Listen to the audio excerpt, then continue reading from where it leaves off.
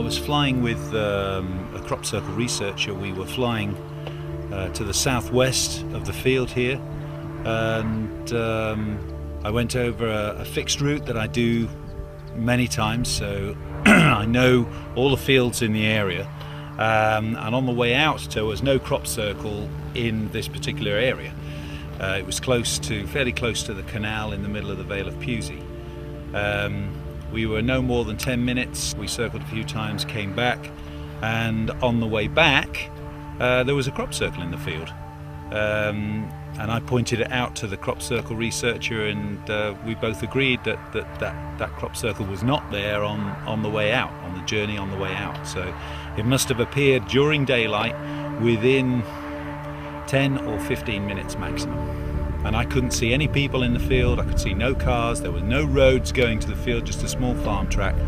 And I couldn't see how it could be made in 10 or 15 minutes.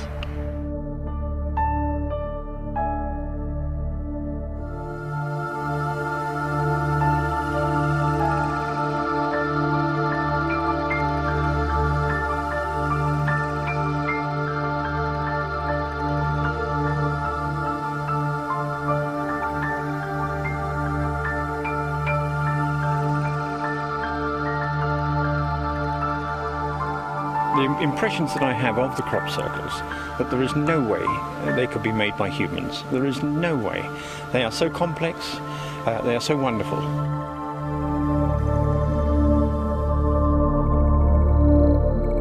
I think it brings people together from all over the world, and it's art in a wonderful way.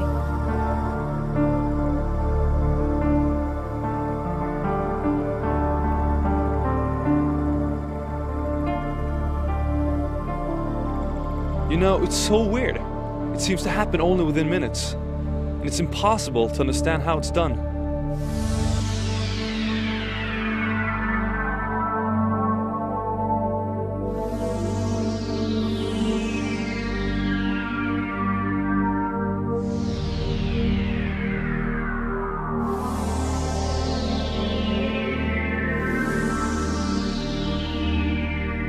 Every summer, hundreds of these strange patterns appear in fields all over the world.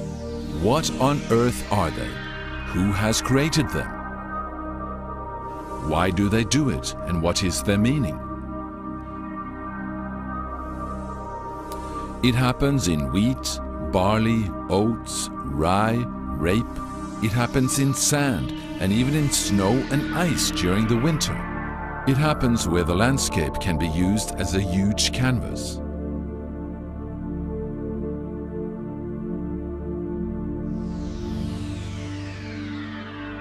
Are some jokers out just trying to create a little attention? It's easy to jump to that conclusion, but that's before you take a closer look at this phenomenon. When one studies the crop circles close at hand and in detail, it's impossible to avoid that strange feeling that something else might be behind it all.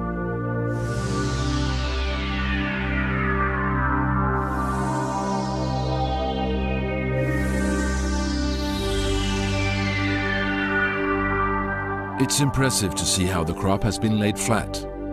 Firstly, the edges have been clean cut, no trampling or bending. It's as though the crop has been combed with a huge comb. From the air, it looks as if a giant stamp has been used in the field. The phenomenon often starts in early summer when the crop is green and continues right up to harvesting.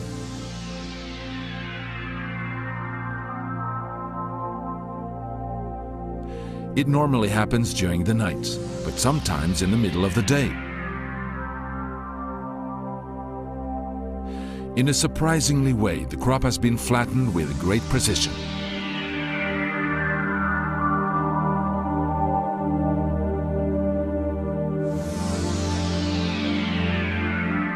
And no formation is alike or seems to be half finished.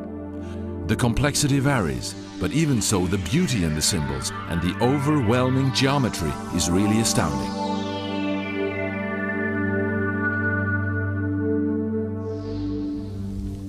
The mystery and the wonder are just as great every time they are discovered. And the enormous size of many of these patterns makes the whole phenomenon even more incomprehensible.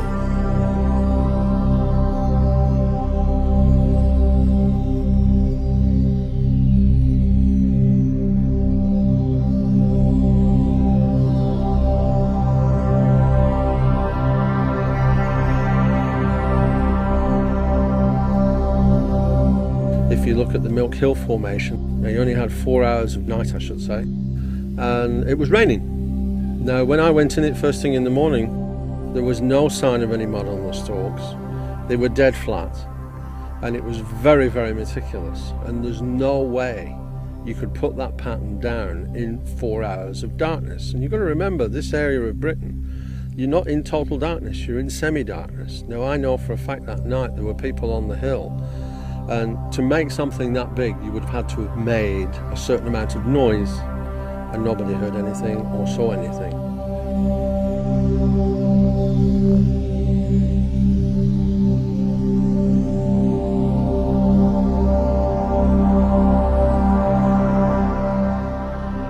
Who are putting down these patterns? What is creating these formations?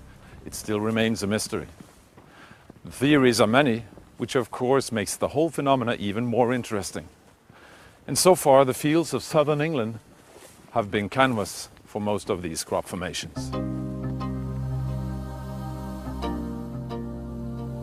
Southern England, which appears to reassemble a huge crop field in itself, is divided up by small villages crisscrossed with twisting canals and roads. So this is where crop circles have been registered in great numbers.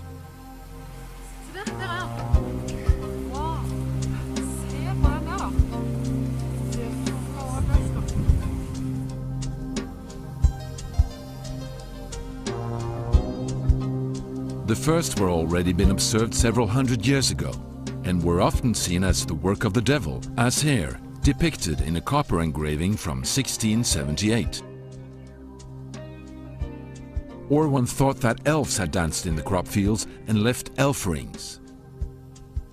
Over and over, there's nearly no decade where we don't have crop circle reports, and there are so many witnesses of early crop circles. Many farmers, if you talk to them, they remember having played in crop circles when they were kids, and remember stories from their parents and even their grandparents about the crop circles. And there is, around the world, we can find that the crop circles have played such an important part in the daily life, even centuries ago, that they have become part of the folklore and part of the culture. As early as in the 1920s, crop circles were reported frequently in England, but it wasn't until the 1980s and 90s that interest grew, and that's when the dimensions and complexity became truly sensational. In recent years, some 100 to 300 crop circles have appeared here each summer. What is so special about this area? In the southwestern part of England, we find many imposing monuments that are several thousand years old and that still pose many questions to archaeologists and historians, especially the question why. Stonehenge, approximately 4,500 years old, is the most famous. The original outer continuous circle was constructed of huge standing stones, each weighing several tons, with lintels posed very precisely on top of them. What is this and why was it built? No one, in all certainty, can explain.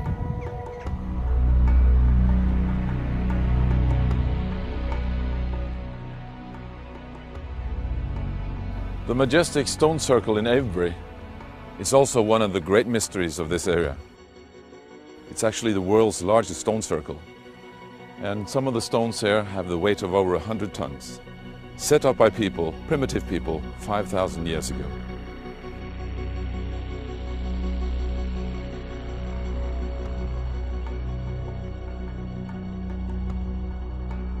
Silbury Hill, the largest prehistoric mound in Europe, 40 meters high and built 4,600 years ago. Beneath the grass now covering the hill are 7 layers of stone, 7 stone terraces. But what the purpose was for building it still remains a mystery. But this is by no doubt built as a tomb. Not very pleasant, actually. And it's from the same period, 5,000 to 6,000 years ago. West Kennet Longbarrow is situated quite close to Silbury Hill and Avebury. But is it just a coincidence that so many of the English crop circles seem to appear close to these ancient sites? A number of white horses, clearly visible in the hillsides, are also characteristic of the Wiltshire area. The white chalk soil is very common here in Wiltshire, and these white horses are exposed by removing the top turf. Some of these horses, the eldest ones, are more than 2,000 years old. So, can the mysteries of the past have anything to do with today's crop circles? Are there special energies in these areas that could attract such rare phenomena? Is it something to do with the water-bearing chalk hills that create special energy? We actually got the databases for a period of 7 years and plotted where every crop formation that was in the databases, and we searched several databases within England, we plotted where those crop circles occurred and then looked for correlations with sacred sites, pilgrim routes, and we found a strong correlation with chalk. And first of all, we thought this was the correlation, but then we thought, well, there's a lot of places with chalk where crop circles don't occur. What's happening there? And as we looked into chalk more, we discovered that actually the chalk is the main aquifer base for southern England. We found that 98% of all crop circles in southern England are located above aquifers, underground water. And to put it in perspective, there's only aquifers under 40% of the landmass of Britain. So the 98% was really convincing statistic. But what we also discovered was that it's not just underground water, it has to be potentized underground water. It's water which is activated by the currents of earth energy which course through the ground, and they're very strong in this Avebury area, for example.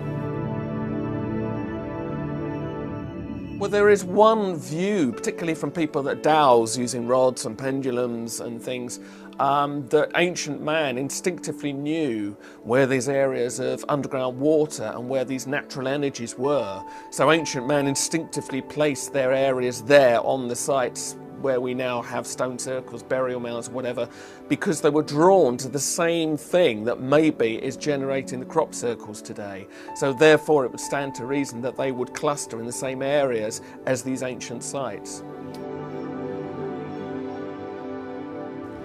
But it's not only in England that crop circles appear. In recent years, reports have been coming in from all over the world. So crop circles are now a worldwide phenomenon. In total, over 10,000 crop circles have been registered on a world basis.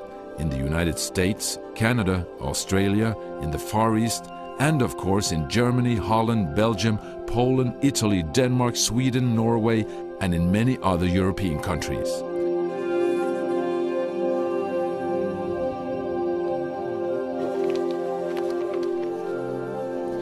But again, how does this come about?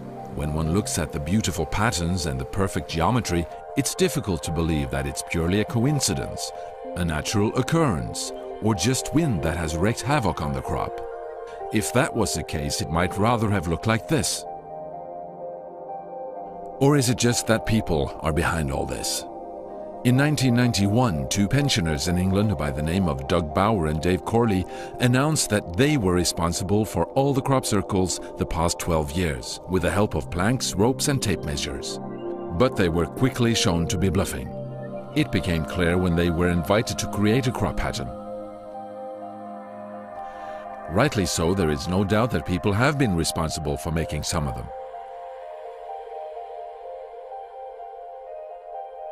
And even some of the more advanced ones too. An advertising company made this one. It took several days and was completed in daylight. Doesn't seem to be any random, uniform mechanism to the actual things going down at all. Interestingly, I've seen hoaxes go down and it's taken like 8 or 9 hours to make a fairly basic pattern, you know, and then I've seen highly sophisticated, huge patterns, you know, 1,000 feet wide, and they've appeared in, you know, a few hours of darkness, 3 or 4 hours sometimes, you know. I mean, the British summertime is actually very short nights, you know. We're looking at, gets dark around about, fully dark around about 11 p.m. and it's light again by around about 4 a.m. You know, this is a pretty small window, and some of these circles, you know, the size, the scope and the complexity, taking into account the topographical considerations, it does beg the question, how on earth could that be done? Also, the fact that over 80 eyewitnesses have, over the past 20 years, seen crop circles created in just seconds leaves little doubt that a large number of crop circles remain an unsolved mystery. I, for instance, discovered a crop circle, literally a circle. I think the largest or the second largest circle ever made. It was in a formation that was called the Snail in, I think it was 92. And I happened to be going off to the dentist quite early in the morning and saw a shadow in the field, in Eastfield. And I thought I'd blow it, and I walked, and it had rained all night, and we were on clay soil. So by the time I got there, my feet were weighing, you know, pounds. I was covered in clay, and I can honestly say that that circle was pristine. There wasn't any dirt on it anywhere, and I just know that if people had trampled on it, even in bare feet, they would have left a lot of mud and a lot of marks. So I personally don't believe that they're all man-made by a long way. I have the feeling that it has to be done probably from some external force, and we just don't know the technology that they're using. It's something that we don't know exists, I think. I used to think that it was man-made, and okay, there are man-made circles about, but I think when you analyse them closely, this has got to be done by some external force, and I should think it's some technology that we just don't know, we haven't come across it yet, we're still learning. There are many theories as to what might be behind the crop circle phenomenon, from extraterrestrials to earth energies, earth spirits, or perhaps even a natural weather phenomenon. Nobody's really sure. And I guess that's really the big question in the crop circles. It's something that everybody talks about all the time. A paranormal phenomenon for everyone to see. And every summer people are gathering from all over the world to study this. And if not for any other reason, the crop circles obviously have the ability to make people interact.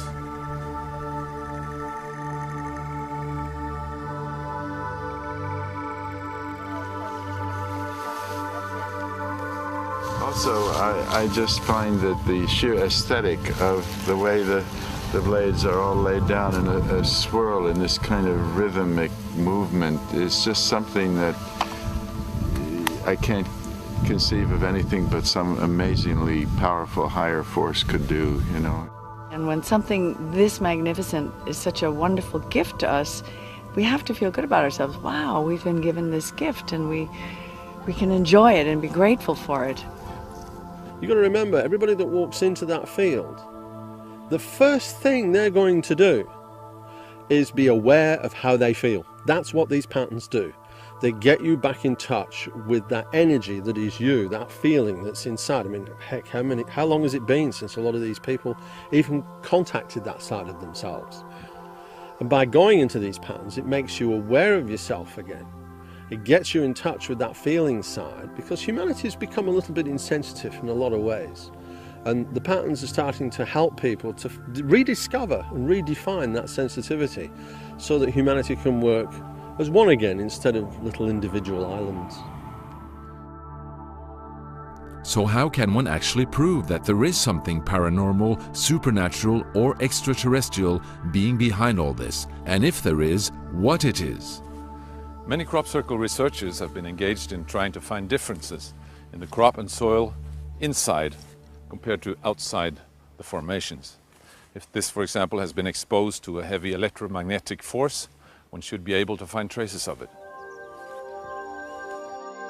Most importantly, visual traces can be found on the crop within many circles. Very often you can see where one or several nodes of the actual crop stem has been expanded, so as to be double and sometimes even more as its natural length. This can indicate that the crop has been rapidly heated up and that the humidity inside the stem has been subjected to steam pressure, which in turn has led to the node being stretched. On some of the stem nodes you can also clearly see where the steam has forced its way out and left expulsion cavities. This can be an indication that the crop has been subjected to a rapid and powerful microwave effect. If you see either of those effects, the chances are very good you're looking at a genuine crop circle. There are a number of changes in the plants that have not been documented scientifically, which may also indicate the likelihood that it's genuine. For instance, the lay, the detail of the lay of the crop. But that has not been evaluated scientifically. It's more just what people notice, you know, from being in them so much. Sometimes I've seen areas where the plants are bent over, say 10-15 centimetres off the ground, so that to walk through the formation it's crunching under your feet like snow. So you think, well, somebody hasn't been here before. Another sign one can find, especially in wheat, is when the corn has dried and turned golden in late summer. In the standing crop, the ears are stiffened in a bent position due to their weight and are impossible to straighten out. But within the crop circle, the ears have actually been straightened out and then stiffened again in this position.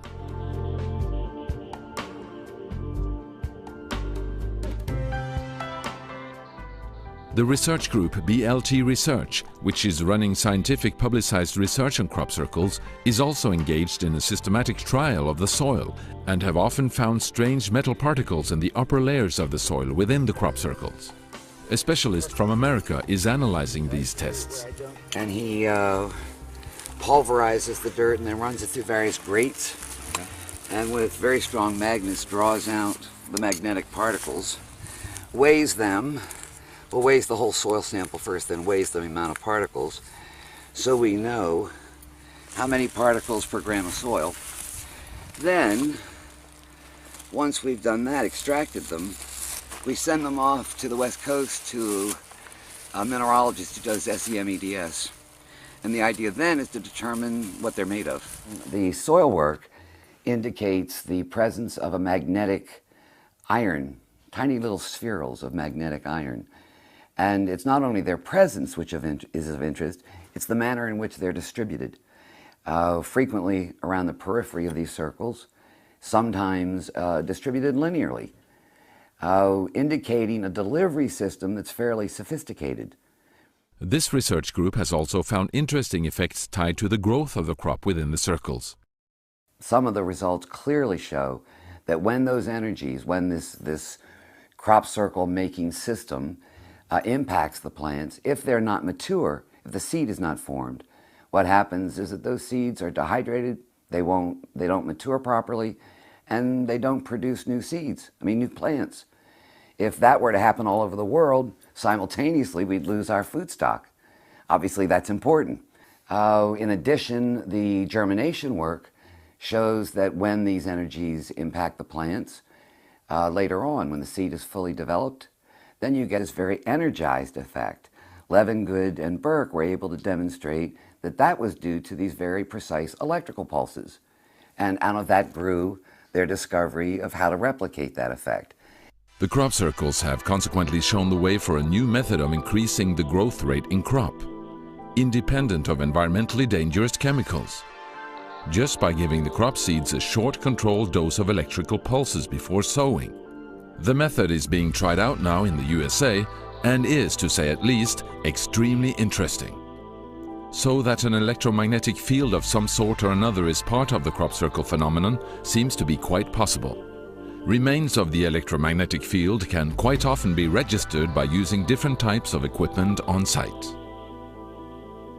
On a few occasions, on what we consider to be genuine formation, the meter started off normal at background level, cosmic radiation from the heavens, and then all of a sudden it shot up to 10, 15 times. Strangely enough, we went in there, David was stood there with the meter, it's just normal background, about 0.5 was it, something like that, and then all of a sudden it shot up and went 10 up. or 12. It's about 10 or 12, which is maybe 20 times normal background radiation.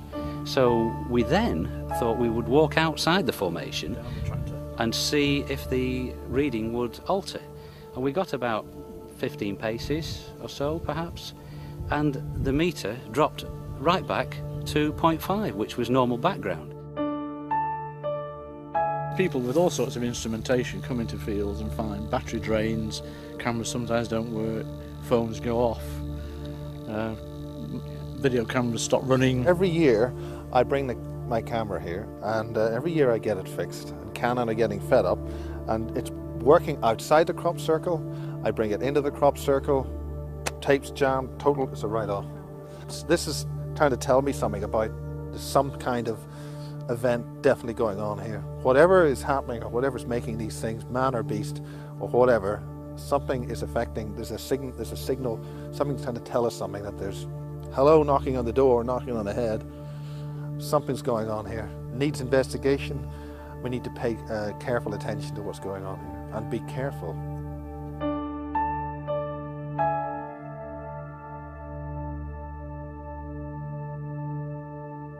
Several other methods are also used to examine the effects of this phenomenon. It suddenly dawned on me that maybe if I buried water, little bottles of water, as soon as possible after a formation had appeared, if I buried them about 2 inches deep, they were only little 25 ml bottles of water. Research by burying small bottles of water for a period of 10 days gave very interesting results. Frequency analyzers showed that the water samples had altered their frequency pattern differently from the control samples outside the circles. Furthermore, the bacteria content was much higher within the formation. A third analysis method showed that the water had increased its ability in so-called molecular memory. So here we are with 3 different techniques, all showing that something anomalous was happening to the water buried inside. I'm perfectly certain this phenomenon is a beneficial one. It's not malevolent, but the energies that we're dealing with a set of very complex, subtle energies which interact in a personal way with our own metabolisms. People have these wonderful events and they come back and they're sort of radiant people. And this is lovely. But I have to say, and I do have to emphasize this quite strongly, that not everybody feels well. If they feel ill, come out very quickly. If anybody is pregnant or thinking of becoming pregnant, I'd say don't go in, because we don't know really what we're dealing with. And most emphatically, if anybody's got a health device which is geared by a battery, for goodness sake, don't go in. We've had too many electrical failures, dramatic electrical failures. Sometimes I've been flying over a formation and the instruments in the plane have gone all haywire. And my camera refuses to work just when I've got the most perfect shot. It won't work. Oh! But again, another thing we're doing is measuring the protein content of seeds taken from inside as opposed to outside. And what we found last year was that we're getting a 50% increase in the protein level from inside. Maybe this can be connected to the increased growth rate that was shown in the crop seeds. But it also seems that human hormones can be influenced within the crop circles too. Well, certain people, the thyroid was most affected of all. One woman had a 40% decrease in her thyroid level. And yet here we were in a time scale of between 2 and 2.5 hours and a 40% drop. So what the hell was going on? And this again shows us that in terms of scientific research, we are finding things existing inside the formations which don't exist outside. I have to say that that phenomenon that occurred just now, when I couldn't turn my digital camera on, standing inside the circle, was impressive. I believe in energy forces. I believe that there may be very high energy here which could interfere with electrical equipment. It just seems like it's some sort of energy, that's some sort of frequency that's different, but that it's a frequency that's affecting our skin and maybe even the blood flow, because we were having these little white things show in the skin that don't usually show there. So there's something, we don't know what it is, but it's something different that's radiating here from these plants. Ja, jeg har rød. Jeg får motsatt nærmest. Du ser det sånn rett. Guri malla, det blir helt sånn. Og nå blir det borte. Nå blir det borte. Da blir det vanlig. Nå blir det vanlig, ja. Ja, ja visst. Se på det. Se.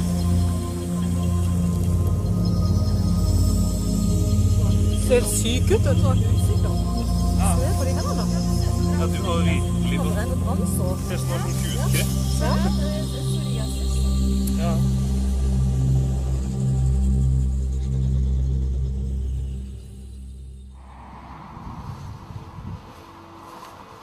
You know what it was like last year when it was absolutely trash, wasn't it? They had all the different throws. A new crop circle has been discovered, and the excitement, as usual, is high. Is it genuine, and what are the patterns like? What about the geometry? And not at least, what sort of traces will we find here?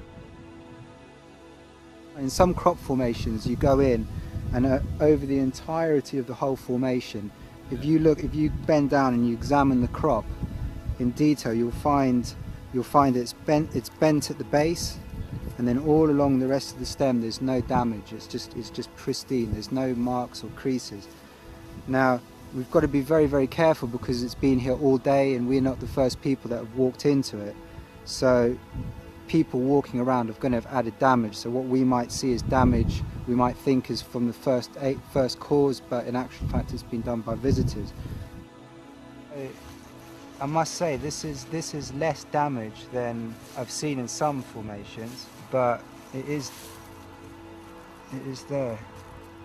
Visible breaks on some of the crop stems can indicate that something physical has been used to flatten the crop.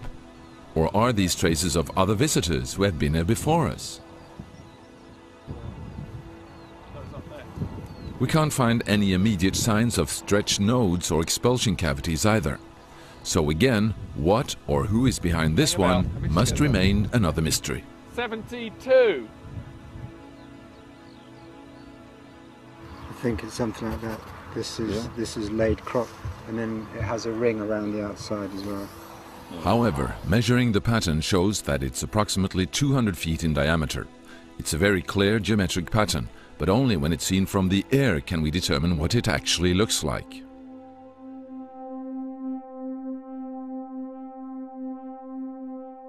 The geometry of the crop circles has remained an integral part of the studies for a long time. Some people have gone so far as to suggest that there is some sort of hidden code or message here. Others see the geometry just as an aesthetic expression. Mathematical fractals can only be made with the help of a computer, so how can they be created in a crop field?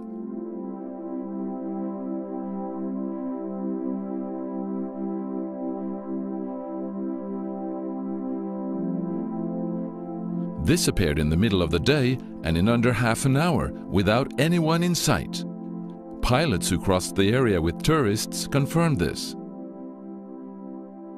Where do all these original designs come from that no one lays claim to?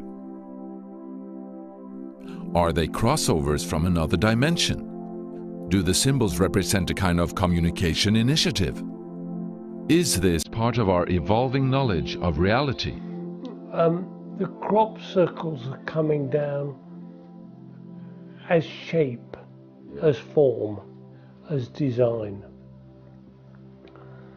And I believe these shapes are touching something very deep within us. And these shapes are the language that conversation has been opened in you know. I think the intelligence behind the crop circles has decided with great wisdom that this conversation, which has a long program and a long agenda, is best established with form.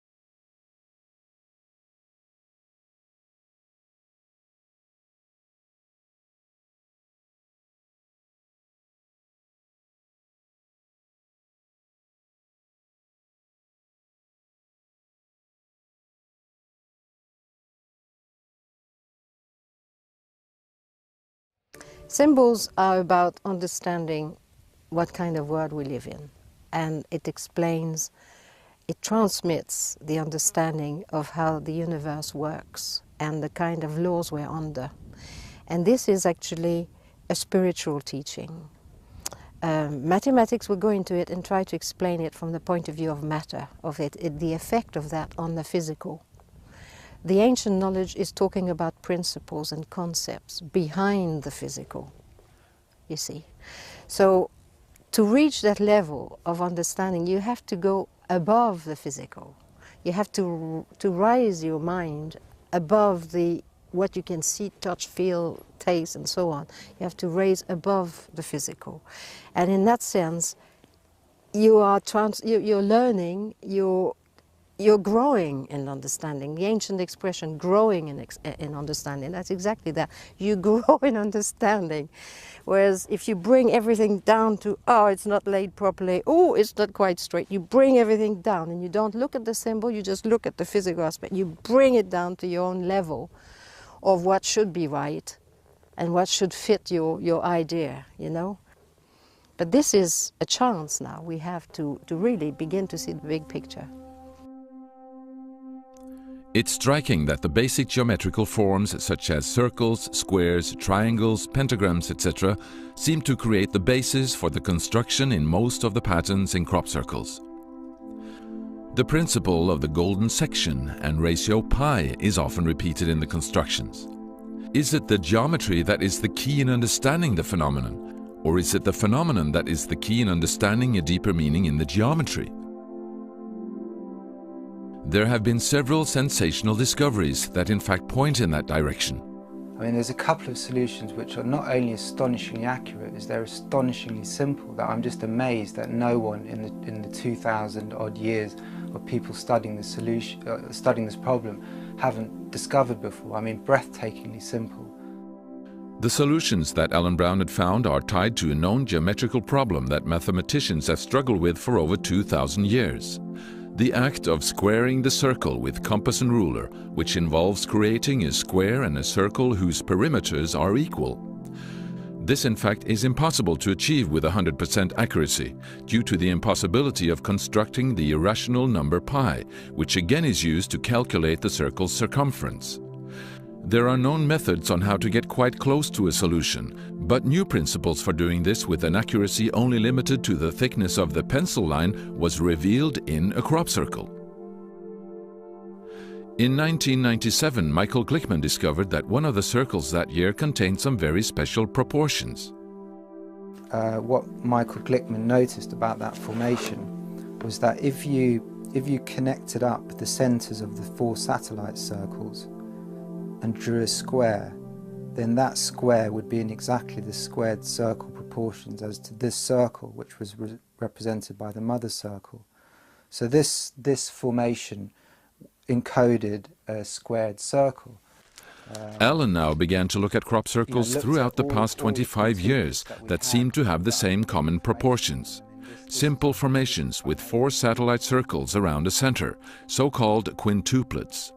He understood that these demonstrated the same principle of squaring the circle. What I found that the fact that they so comprehensively did it right the way from like the first one I studied in 1983 right the way to the last one I studied in 2002 was that the same notion of the squaring of the circle was being demonstrated in all that body of formations over a 25 year span.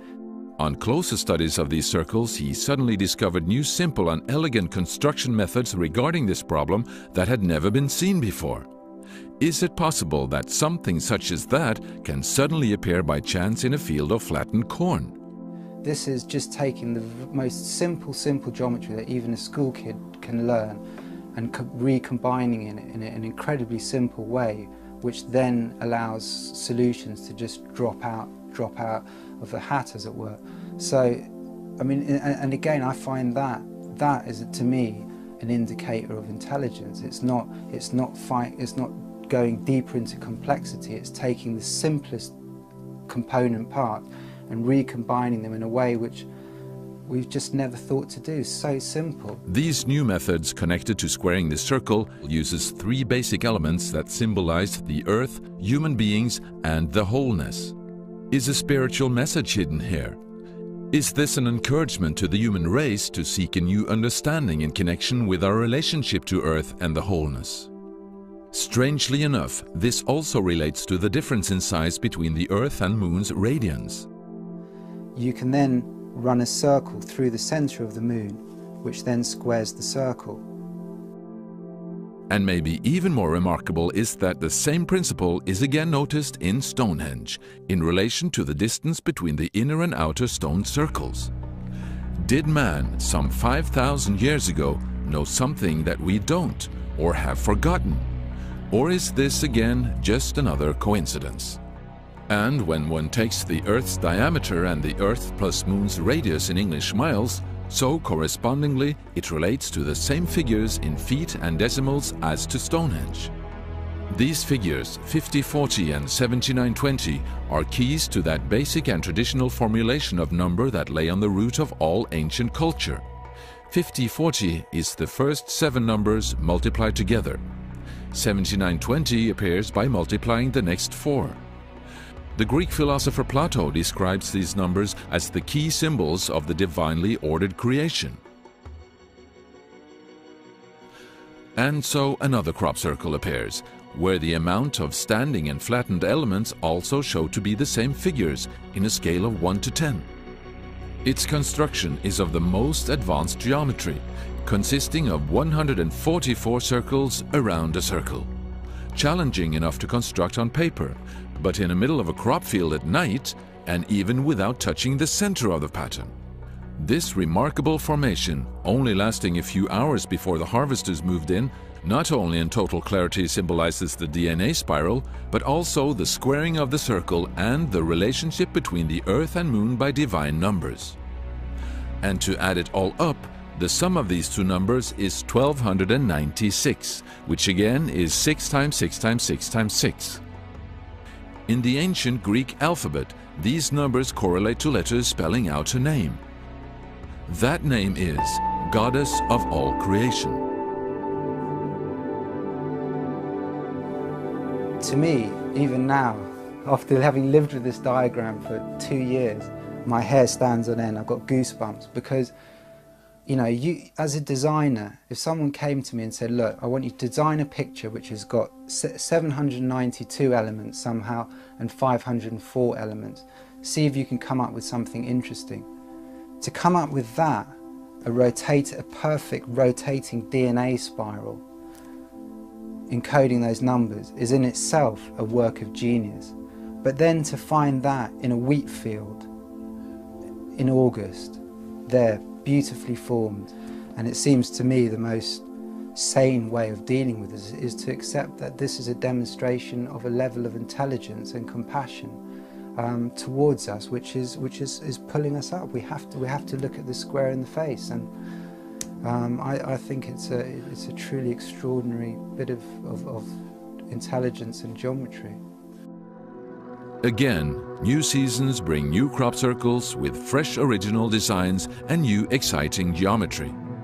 A circle divided into 13 parts, or divided into 7, 11 and 13 parts. In addition to a row of new fantasy-filled patterns, many of these are pure logos that advertising agencies would demand a great deal of money to develop. Here we can pick and choose for free.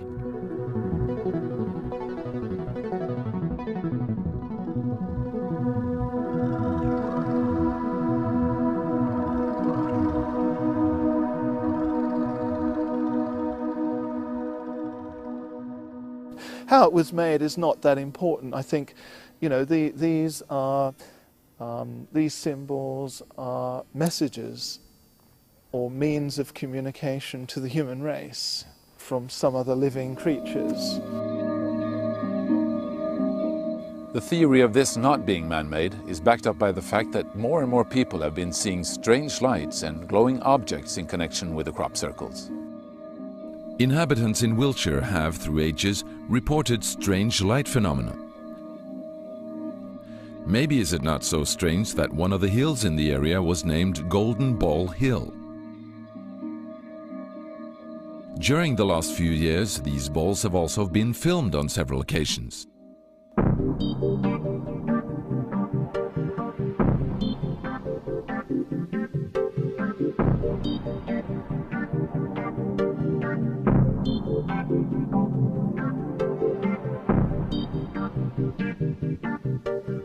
The balls of light seem to have some sort of connection with the crop circles. They have often been seen to be moving within the formations, directly over them or away from them. They appear to be of soccer ball size and have often been described as having an impressive acceleration. Are these some sort of intelligent energy balls or remote-controlled supernatural robots? Or maybe they are the mythical elves that we have heard about. Those balls of light you cannot hoax. There's no way you can do that. They fly around during daytime. They're not high up in the sky, but they are over fields with hills in the background. They are filmed on many occasions by many different people. Have you seen any of these yourself? I've once seen an amber ball of light at nighttime. That was pretty impressive. I saw it for several minutes and it just floated over a field. And it looked like an open fireplace that would get bigger and smaller. I had to put binoculars. I could see it was circular, but it was not like a flashlight or something. And it made a deep impression on me. It happened in '97 and my life has not been the same anymore since that time. During the filming of these balls of light, a military helicopter showed up and clearly seemed to be chasing the phenomena.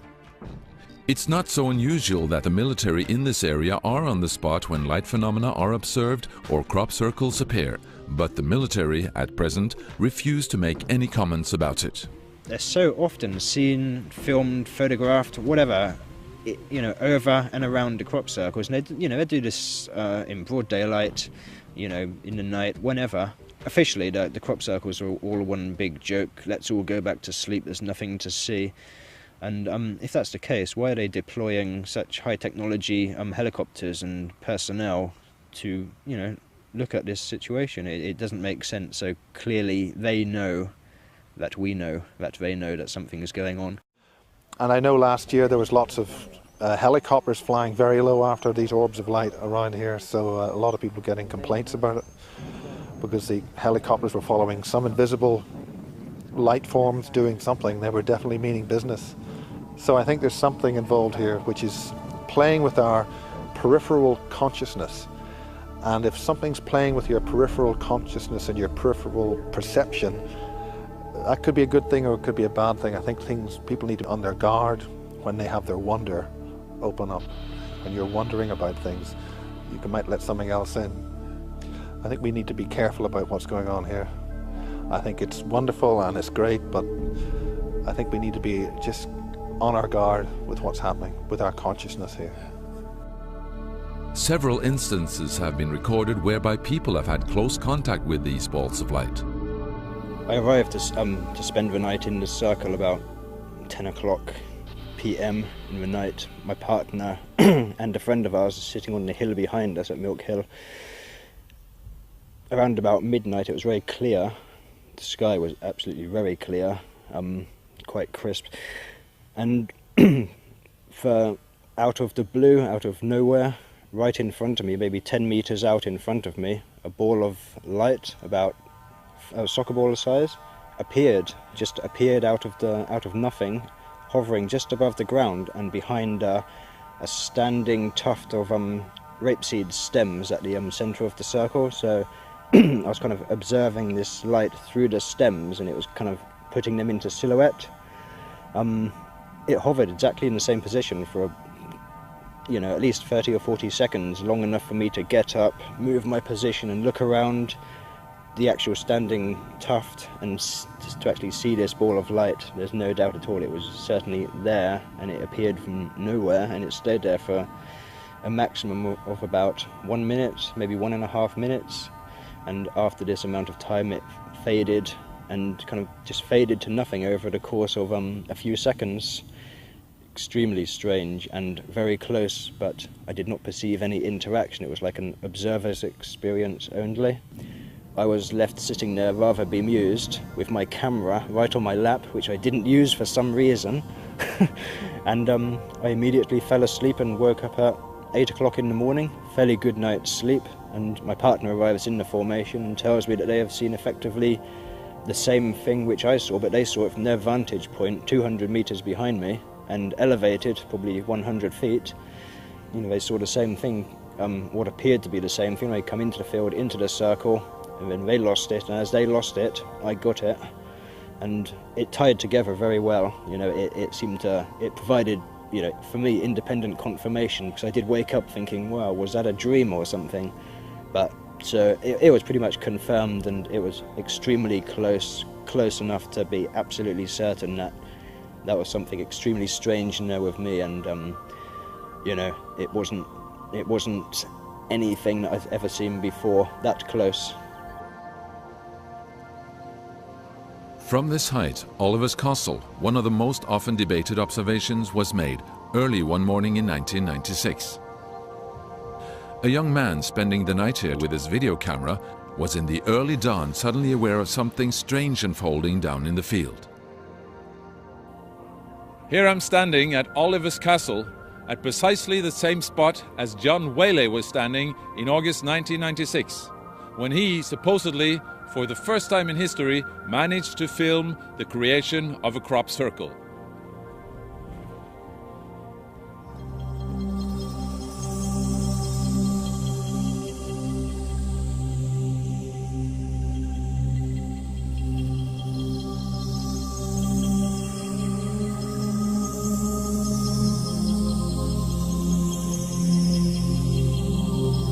That the crop circle was not here the previous day but had appeared the following morning was a fact.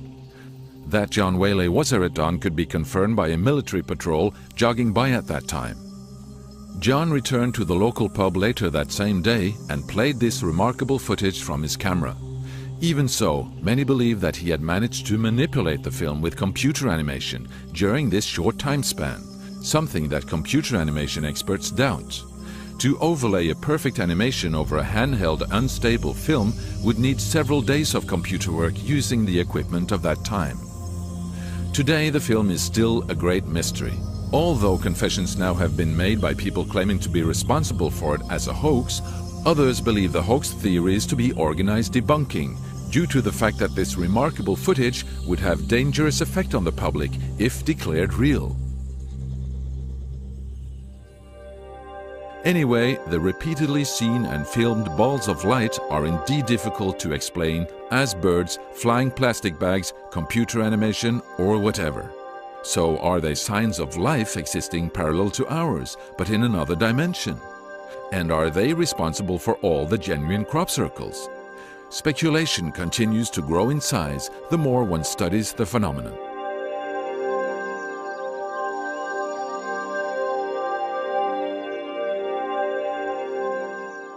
I personally am convinced that the vast majority of crop formations are not made by people.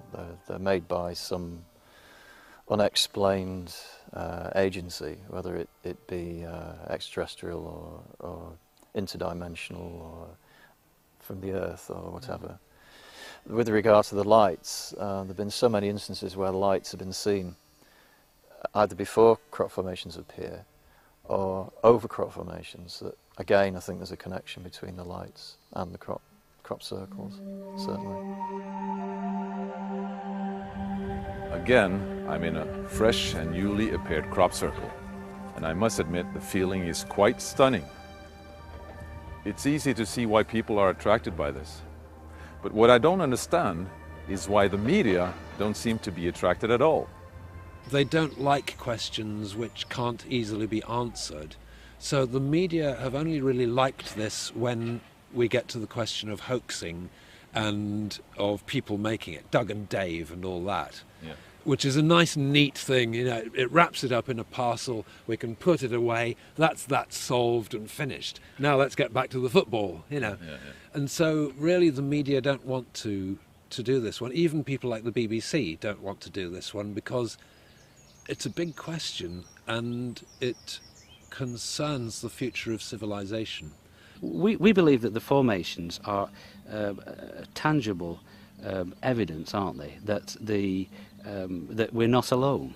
And our government and other governments has for years been trying to tell us that we are alone, and ridiculing all the people who've seen craft and had experiences. And I think they're frightened to death of the fact that here we have fantastic evidence, and they're doing their best to tell us that they're all hoaxes. Even the newspapers in this country seem to be in on it. You know, it amazes me that reporters, journalists have under their noses, you know, one of the most fantastic stories ever, and yet they completely dismiss it out of hand. It's as if they're frightened to get involved with it somehow. Would you like to be the news editor who published a headline, "Everything we believe in is now destroyed"? I don't think so. So the newspapers, the media are very good at, and a little joke at the end, "Oh, little green men from Mars." Yeah. But in 2001, suddenly the media paid some interest, because then something appeared that was almost impossible to overlook. Right behind me is Britain's largest radio telescope, the Chilbolton Observatory. And here it was that the greatest sensation in the crop circle history was to appear in the fields right in front of the telescope. On the morning of 14th of August 2001, a formation was discovered which was different from any other previously seen. From the ground it looked like a tangled mess, wisps of crops spread around in no system. However, in the evening with growing shadows, a picture appeared, unmistakably that of a face. That picture represented a whole new technique, a screen technique, the same that's used for printing a picture on paper. 3 days later, the face was joined by something that looked like a data strip. Rows of counters made out of standing and flattened crop. But soon an astonishing similarity is discovered. In 1974, the astronomer Carl Sagan composed a message that NASA sent into space from the Arecibo telescope in Puerto Rico. Binary figures which constituted a graphic code presenting key factors about humans and the planet we live on. 27 years later, an identical pattern appears in a crop field right in front of a similar radio telescope. However, on closer inspection, it's seen to show that the code contains some fundamental differences. Sagan's message explained our calculation system, the dominant chemical substances within the elements that create life on Earth, about our DNA code, humans' height and quantity, and that we live on the third planet in our solar system, and lastly, a sketch of our radio telescope. The message received described the same calculation system, but that silicon is most dominant in life forms in contrast to carbon. The drawing also clearly shows a humanoid figure with large head in relation to its body. It's also explained that they have an extra string in their DNA, are approximately 4 feet tall, inhabit the 3rd, 4th and 5th planets in their solar system, and have a population of around 21.3 billion. Underneath, the telescope has been replaced by something more complex. 1 year earlier, a strange crop circle had appeared in the same place. Is this the same illustration as in the sender's code? Is this the correspondence radio telescope?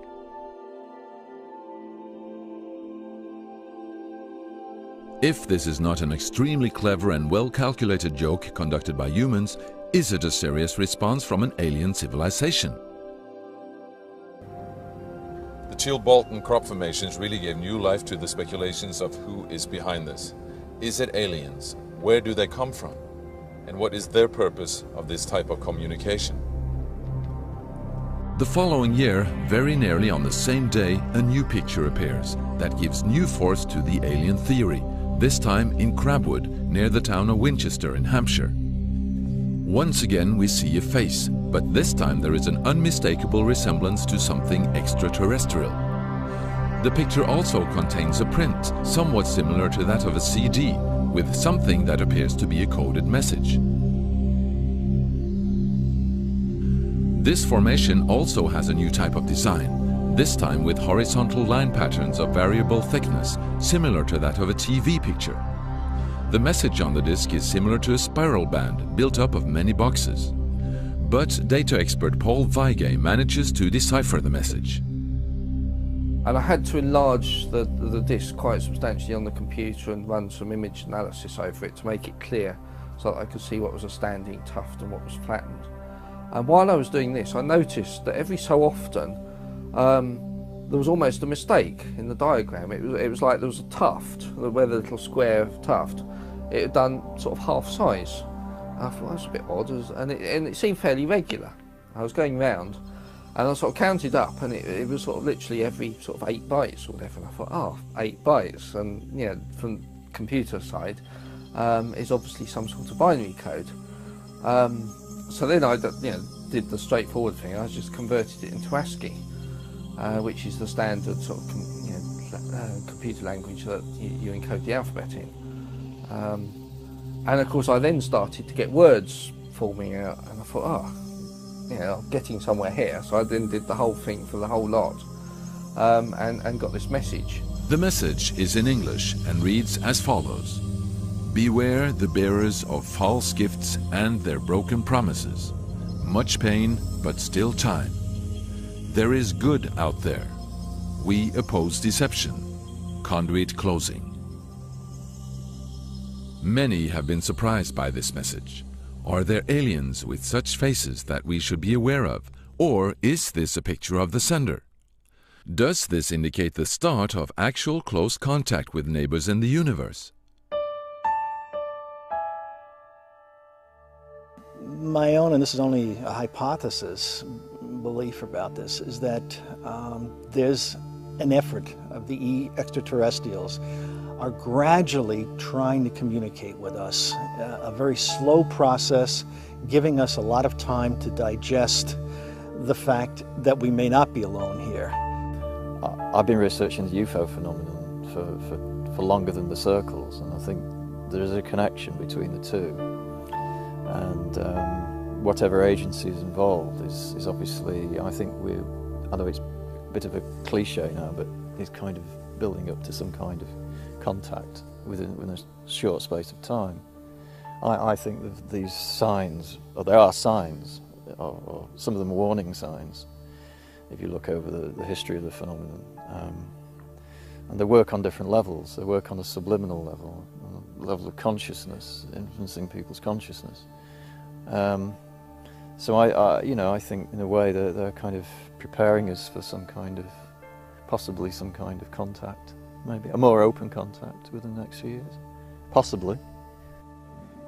I think this is the biggest gift we have ever had on the planet. I think it's the most important moment we've ever had on the planet. I think it brings us nothing but good. I think we should all sit calmly and accept the future, because we're in the middle of a dimensional shift right now. And I think our cousins out there, our sisters, realize that planet Earth is famously like this in the universe, and we are going to be dragged kicking and screaming into the future, and it won't be easy. And I think they are very gently offering us help. I don't know what it is, but I know it isn't planks and boards. And I may be the only person in the world that can say that, coming from both the science and the fact that I watched one happen. There were no planks and boards. You can throw that idea out. There are people who make them, yes. There are people who go in the fields and amuse themselves. They didn't make the one that I saw happen, and they haven't made these others that we've been testing. Nancy Talbot is not just one of the most well-known crop circle researchers in the world. She's also one of the few that claims to have seen the phenomenon in action at close hand. In 2001, she visited Robert van der Broeke in Holland, a young man who had also said that he had observed the creation of many crop circles. As she was on her way to bed on the second floor of Robert's house, something suddenly happened. Seconds, minutes later, this tube of light, this brilliant, about 1.5 feet, maybe 2 foot diameter tube of light came crashing down right in front of those windows. Scared the dickens out of me. I mean, it lit up the field outside like daylight, but there wasn't really time to do anything. It only lasted for a second or so. No noise, no smell, no electromagnetic response in the skin, just this brilliant light and enormous force. It stopped, it disappeared. Did that really happen, you know? Before you had time to think about it, another one, same place. Well, whomp, this thing comes down. Exactly the same. The outside lit up like daytime, the inside lights up. And now I'm thinking, God, I hope Robert's seeing the same thing, because you don't want to see this sort of thing all by yourself. Before I could get on a bed, by then I'm starting to get on a bed, and had begun, to yell for him. A third tube came crashing down. Well, by this time he's halfway up the stairs yelling for me, because he's been watching exactly the same thing from downstairs. Now, from my vantage point, the windows, although very high, cut this tube of light off, at a certain point. He was right next to the windows downstairs and could see considerably farther up in the sky. Neither of us saw anything in the sky from which these tubes of light could possibly have come. There was nothing up there. We went to the windows in the bedroom, looked up, saw nothing, went running downstairs we're getting ready to go out. And I was a little scared. I'm not brave. I thought, if another one of those things comes, I don't want to be underneath it. But Robert, he got brave and he stepped down and nothing happened to him, so I grabbed a flashlight. We went right to the fence, which is about 85, 90 feet behind the house. And there in that field, right on the other side of that fence, and I think I saw steam. I'm not positive. I couldn't really tell because I was just holding a flashlight. But I think I saw steam rising. And there was a brand new crop circle. And it wasn't just a circle. It was an ellipse, as a matter of fact, a very distinct ellipse, with a long pathway going off on the northern end and a crossbar, like a capital letter T. And Robert and I it wasn't there earlier. We'd been right there earlier in the evening. And there it was. Nancy and Robert's experience can only be confirmed by themselves, even though it was clear that there was a pattern in the field of sweet peas the day after.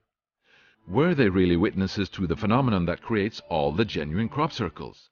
Or was it just one of many variations of the phenomenon? Are there many different players of both normal and paranormal origin in the fields? Now, you've got to remember also that there are so-called man-made designs out there, but at the same point in time, I've come across them where I've gone in a few hours after they've arrived, and I found additions. And I've looked at it, and then I've spoken to some of them afterwards that claim that they did it, and I said, okay, well, you did that, fine, let's see the evidence. And they produce all sorts of evidence, and then I'll say, okay, now what about this bit? They say, oh, we didn't do that bit. I said, well, if you didn't do it, who did? I said, we don't know. But it's human arrogance to think that we're the only intelligent life forms in the universe. There are others out there that have abilities way beyond what we're capable of doing. Now, just because we can't see it doesn't mean to say it isn't there.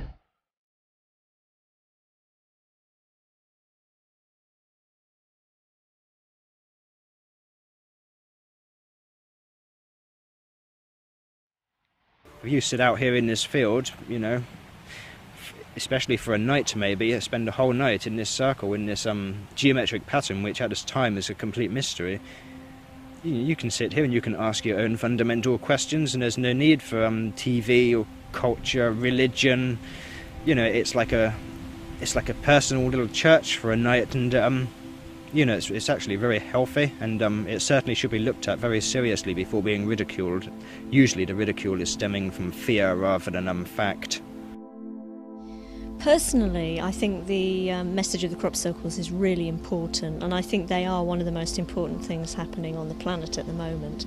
I think they speak of Earth changes. I think they speak about changes about human evolution. I think we're being stimulated and pulled forward to consider all kinds of possibilities for the fact that the reality which we perceive at the moment is not in fact the entire reality at all. It is entirely our free choice to give attention to these things. If they wanted to interfere, they would knock out our computers and our electronics and things like that to really give us a shock, you know. But they're not. They're doing it in the middle of fields, and it is entirely our choice to give these things attention. And even when that's the case, they're not giving any really clear answers. They're saying, form your own conclusions. What are your ideas on this? How do you respond to this? And so they're not interfering. They're more like very enlightened grown-ups working with kids. And, you know, and when you're teaching a child, it's best not to say, don't do this and do that. You know, that doesn't really educate a child. It's much better to give a child educational opportunities where they can become aware of the situation and make their own choices, you know, and you've got to set up that experience in a way where the child will figure it out well for themselves, and that is a real education. Each year you get people saying they're all man-made, they must be a hoax, but equally there's people who refuse to accept that and say, no, this is something which must be investigated more, it's very important. And so what we've found with the crop circles is it has created a whole forum for debate over the nature of reality. There's been nothing like it in modern history, and this whole adventure about arguing between the skeptics and the believers has created this magical space in the middle where we can discuss anything about what the universe is, and all because of these strange patterns appearing in the fields. But we don't actually know where they come from. One of the finest, most beautiful and original art forms of modern times, still totally mysterious. Is this a process of advanced communication?